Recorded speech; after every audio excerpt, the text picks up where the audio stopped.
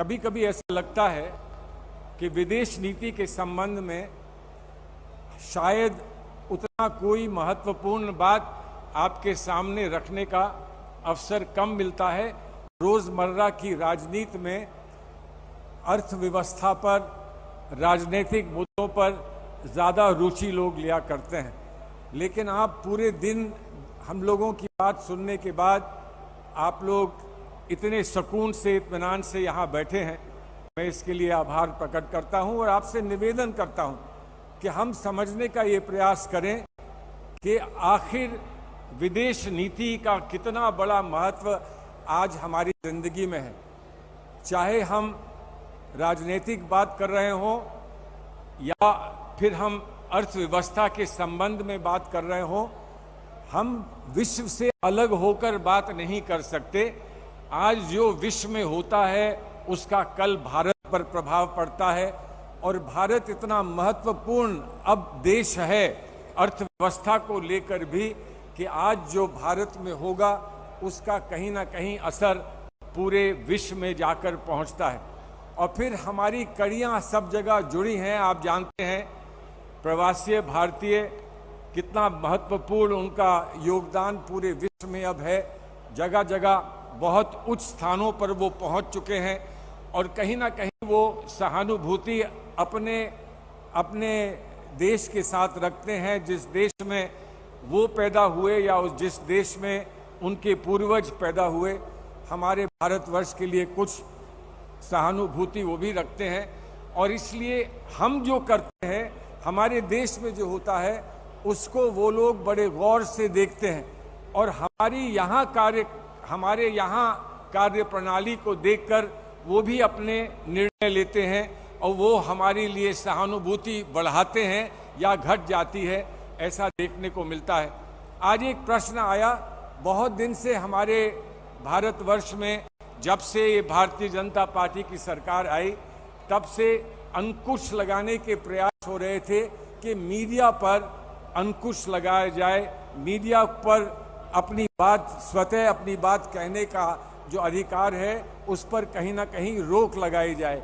ये चलता रहा, बहुत दिन से चलता था। हम लोग इसकी शिकायत करते थे, आप लोग निकलकर सड़कों पर भी आते थे, लेकिन हमें इसमें बहुत ज़्यादा कामयाबी, सफलता प्राप्त नहीं हो रही थी और लोगों ने ये कहना शुरू किया ये तो गोदी मीडिया है और गोदी मीडिया से आप किस तरह से प्रभावशाली रूप से अपनी बात कह पाएंगे या उनको आप कन्विंस कर पाएंगे कि वो अपने बंधन को तोड़ें। लेकिन अभी हाल में देखने को मिला है जो बीबीसी के साथ हुआ है।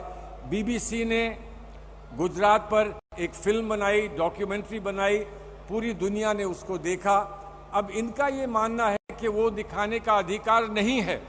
हमारी सरकार जहाँ तक इसका वर्चस्व है वो भारतवर्ष में है।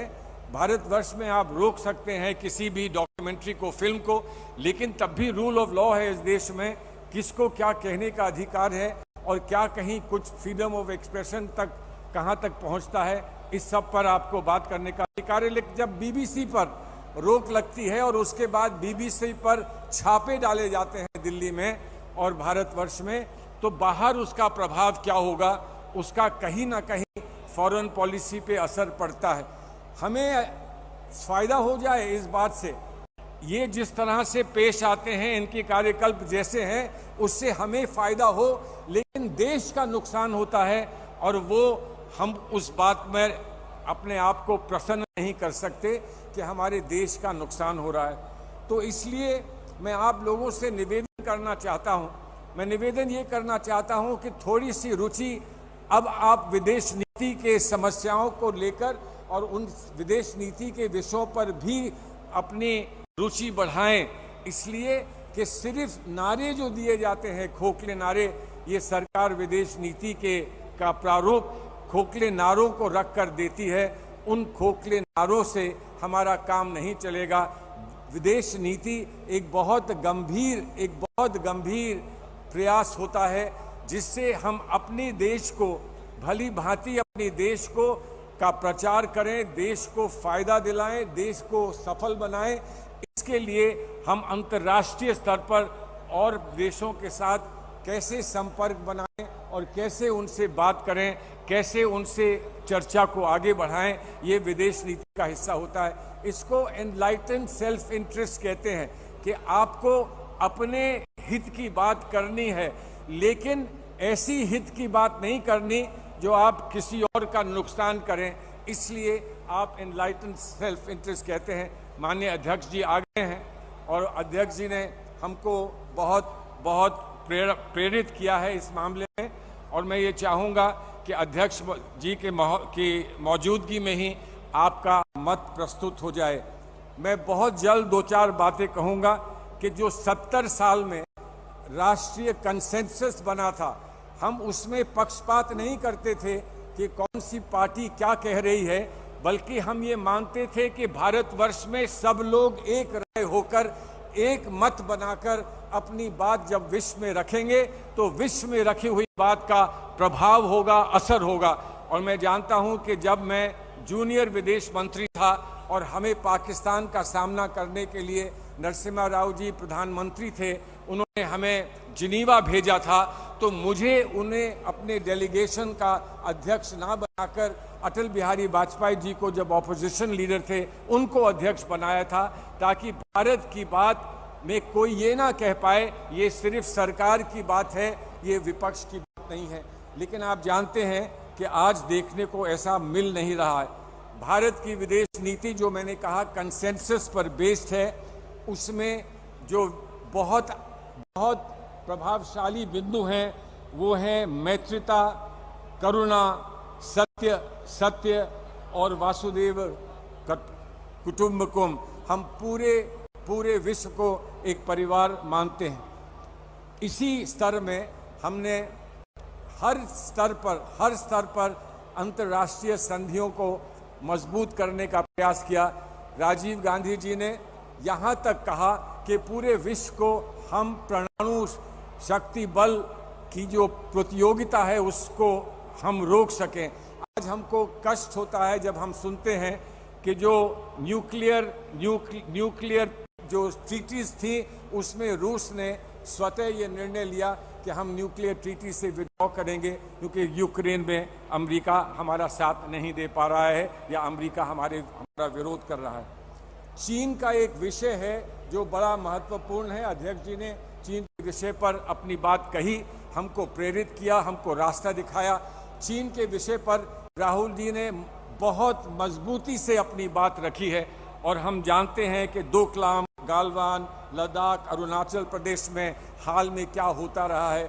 तब भी बड़े दुख के साथ मैं ये कहता हूँ कि जब भी राहुल जी ने सहानुभूति दिखाते हुए ये कहा कि देश की अस्मिता पर अगर कोई प्रश्न चिन्ह लगता है तो हमें पूछना पड़ेगा, हमारे जवानों पर अगर कोई कष्ट पहुंचता है तो हमें पूछना पड़ेगा, और उसका जवाब हमारी आज की सरकार ने ये दिया कि माननीय राहुल गांधी जी को इतनी जानकारी है तो वो हमें क्यों नहीं बताते कि हमें क्या करना चाहिए। और फिर ये फौज क्या सरकार ने भेजी थी या माननीय राहुल गांधी जी ने भेजी थी? फौज किसी ने भेजी हो, सरकार ही फौज भेजती है, लेकिन फौज किस मजबूती से लड़कर अपना काम करके दिखाएगी, इसमें विपक्ष खड़े होकर साथ देना चाहता है। कैसी सरकार है, कायर सरकार, कि विपक्ष का साथ भी लेने के लिए तैयार नहीं। अंतर्राष्ट्रीय नीति में बहुत सारी बातें होती हैं, जहां इंस्टीट्यूशंस होते हैं, जैसे ऑक्सफैम है, ग्रीन पीस है, एमनेस्टी है, जिनमें कभी हमको कुंठा का विषय हो, लेकिन वो बहुत मदद करते हैं, जगह जगह मदद करते हैं। जब भी कोई आपत्ति आती है तो वो मदद करते हैं। वहाँ पर उनके साथ जो इस समय बर्ताव हो रहा है उसकी हम निंदा करते हैं। मैं आपको एक बात बताना चाहता हूं कि जो हमारी पॉलिसी चीन के साथ है उस पर मैंने कहा कि हमें आज तक बताया नहीं गया कि क्या स्पष्ट नीति है।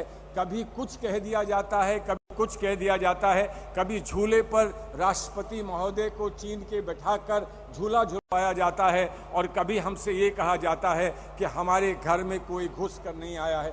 हमारे घर में कोई घुस कर नहीं आया तो हमारे नौजवान इस देश के लिए लड़ते हुए शहीद कैसे हो गए, हमें समझ में नहीं आता। हमारे नौजवान तो चीन की ज़मीन पर नहीं घुसे थे, हमारे नौजवान जहां थे अपने घर में, वहां आकर उनको शहीद किया गया और आज तक इसका जवाब हमको नहीं दिया जा रहा है। इसी के साथ साथ बहुत जल्द मैं आपको ये बताना चाहता हूं, मैंने प्रवासी भारतीयों की बात कही, इसी के साथ मैं ये बताना चाहता हूं कि अंतर्राष्ट्रीय स्तर पर हमारे प्रयास हैं, उसके लिए हमारे लिए एक नेशनल सिक्योरिटी डॉक्ट्रिन की आवश्यकता है। हमने एक ऐसी डॉक्ट्रिन बनाई थी, अब उसको आगे बढ़ाना है, लेकिन ये सरकार जो है इस पर कुछ काम करने को तैयार नहीं। आसियान, सार्क, नैम, यूएन में हम लोग प्रभावशाली रूप से कुछ काम करके दिखाएं, उनको लीडरशिप दिखाएं। सिर्फ घर में ऐलान करने से और अपना डंका बजाने से और अपनी छाती पीटने से अंतर्राष्ट्रीय स्तर पर आपका प्रभाव नहीं होता। आपको गंभीरता से उन लोगों को साथ लेना पड़ता है जिन्हें अनुभव है, एक्सपीरियंस है, जो समझदार हैं। तो हम इतना ही कहना चाहते हैं कि हमारी नीति हमेशा थी, है और रहेगी कि हम अंतर्राष्ट्रीय स्तर पर चाहें कि इस तरह की व्यवस्था बने कि सबका फ़ायदा हो, सभी आवाम, हर जनता की आवाम, हर देश की आवाम भारत से प्रसन्न होकर भारत की तारीफ करे, भारत से जुड़े। और जो चुनौतियां आज हमारे सामने हैं, चाहे वो पैंडेमिक की चुनौती आती है, चाहे वो क्लाइमेट चेंज की चुनौती आती है, उसमें भारत बढ़कर अपना रोल अदा कर सके और भारत सचमुच दुनिया में एक नेता के रूप में उभर कर आए और दुनिया को सही रास्ता दिखाए। लेकिन सिर्फ नारों से कुछ होगा नहीं, और हम आपको आगाह करते हैं, आपसे निवेदन करते हैं कि जब भी आपको समय मिले, आप विचार करिए कि हम विदेश नीति में किस राह पर जा रहे हैं और वो राह हमको कहाँ पहुँचाएगी और उसके परिणाम आने वाले समय में क्या होंगे, और हमारी पीढ़ियों पर, जो पीढ़ियाँ अभी आने वाली हैं, उन पीढ़ियों को हम क्या बता पाएंगे कि हमने क्या करके दिखाया था। हम तो ये चाहते हैं कि हमारी विदेश नीति हमारी आने वाली पीढ़ियों को ये कहे कि हम लाए हैं तूफान से कश्ती निकाल कर, इस देश को मेरे बच्चों रखना संभाल कर। इस बात के साथ मैं अपनी बात को समाप्त करता हूं और मैं आपसे आग्रह करता हूं, अगर आप सहमत हैं, क्योंकि बहुत चर्चा में आप लोगों ने कोई ऐसी बात नहीं उठाई जिसका हमको विशेष यहाँ पर इस समय उत्तर देना पड़ता।